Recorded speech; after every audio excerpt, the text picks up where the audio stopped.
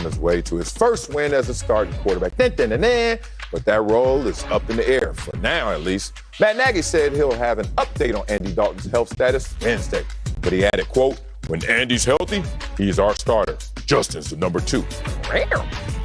Sanchez is in the building, but Acho, while I get my suit ready. Is Matt Nagy mishandling Justin Fields, homeboy? He absolutely is, fellas. I love talking about this topic with y'all. I know, Sanchez, you called a game for the Bears just a while ago, provided us some amazing intel that you don't get on other shows. But he's mishandling him for this reason. You can either mishandle me physically or you can mishandle me mentally, but please do not do both. And what Matt Nagy is doing to Justin Fields is mishandling him both mentally and physically. What do I mean? Green Bay Packers, mishandling Aaron Rodgers mentally. Mishandling Aaron Rodgers mentally by not fully allowing him from a mental perspective to thrive as best as he can. San Francisco 49ers, mishandling Jimmy Garoppolo physically at times. Y'all saw in the preseason game, running a zone read where Jimmy Garoppolo keeps it and gets nailed in a preseason game by a linebacker and an oncoming defensive end.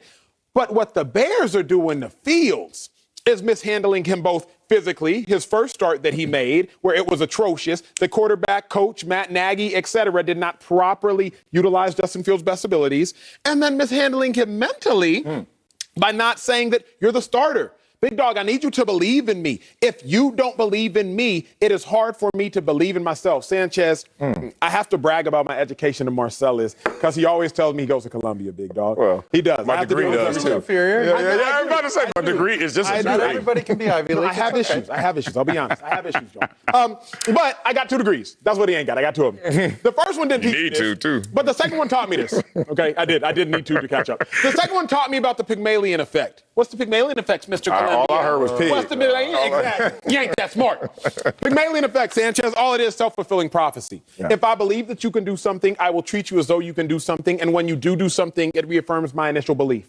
Okay. If I believe you can't do something, I will treat you as though you can't do something. Then you won't do something, and it will confirm my initial belief. The Bears are treating Justin Fields as if he can't start. So when he goes out there and struggles, it will confirm their initial belief that he couldn't start, and all of a sudden it will fulfill the prophecy that they already laid before him. They are mishandling my dog, Justin Fields. Big man, you still Googled that. I had to Google the spelling. 6 years of schooling to Google. Everybody goes. The hell, what degree is that? Google? Types in. Hey, first off, Wikipedia. Okay, here's all I'll say, and I know where you're coming from. I get all that, the emotional gymnastics that he's having to deal with right now. I still think at this early stage that Andy Dalton gives them the best chance to win and keeps them on track offensively. I think there's a couple things that Justin Fields did for himself last week, gave himself a little more confidence. I think the game plan was, light years better than the week before. Because the week before, it was almost like they expected Andy to play, and then we're like, that's a good point. Oh, no. That happened. Because to drop back a rookie like that many times, you don't do that. A couple of sacks he ran into, but great point. Listen, in high school, it's maybe 5 times that you got to do a pure drop back pass, okay? You can manufacture 25 to 30 completions in high school. In college, they probably got to do it maybe anywhere from 5 to 10 times. And if your quarterback's young, keep it closer to 5 than 10. In the NFL, you got to do it at least 10 times. But if your quarterback's young, keep it as close to 10 as possible. Manufacture me some completions like they did this last week. When it's time to give him a go ball up the sideline, hopefully he's hit his last 3 completions on a tight end screen, on a running back screen, and on a quick slant. Nothing wrong with that. Nobody's going to go back and dissect that and be like, oh, man, he really can't push the ball down the field. Man, he sucks. Nobody's going to do that. So I think they put him in better positions, but Andy still drives the ship a little bit better at this point. I'm not saying Justin Fields isn't going to surpass what Andy Dalton currently is or where Andy Dalton's ceiling is. I think he blows the doors off of this thing at some point. But it's a week-by-week thing. And what Matt Nagy's trying to do, like I said it on this show a couple weeks ago, I don't envy his position because he's taking it week to week, and he is just getting absolutely slaughtered by media, by the fans. They're crushing him. Yeah. But listen, he has a thought, he has a belief. He said, hey, listen, I saw it with Alex Smith and Patrick Mahomes. This is how we're going to do it. I think this is the best way. And so he's trying to do it and keep everybody's best interests at heart. It's just, you said microwave society, everybody wants it now. Everybody wants it now. Justin Fields now. So I think he took a step in the right direction. But I think if Andy Dalton's healthy, that might be the best option just to keep them on schedule.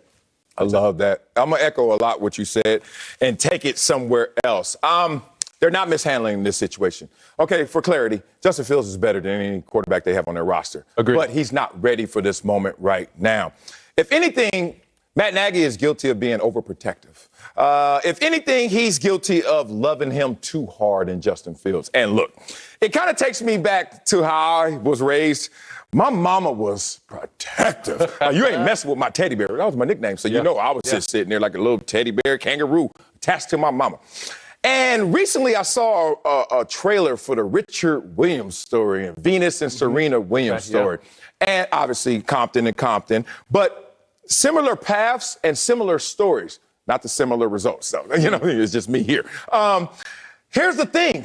They went a different course. They went a different way. An overprotective way. No, we're not going to IMG Academy. No, we're not going to all these schools that's going to teach them tennis. These are my babies. I'm going to take care of them. And it didn't look traditional. Just like right now, this doesn't look traditional. Play the best player and let's just go. But we got to help that player groom into what they're going to become. We all been here before when mama said, nah, you ain't going to that party. And you're sitting there dog cursing your mama, talking under your lip, hiding away in your room, just, I don't wish you my mama. And then you go to school the next day and what happens? Somebody say, man, you heard what happened at that party? And then you sit there and put your hands together and say, thank you, mama, for protecting me from that. That's facts. Real? That's what Matt Nagy's going through right now. And I'm going to tell you why. This is what brought it home for me. It's not Justin Fields improving every single week, which he is. But remind yourself, he's improved every week. And he looked good last week. And he's still last in the league in completion percentage, last in passing yards, last in passing touchdowns. And he's 31st in passer rating. I digress. The reason why this all hit me is because, boy, if he put Justin Fields out there again and again and again, guys like me who are much younger and hungrier on the defensive side are going to have 4 games of film to study.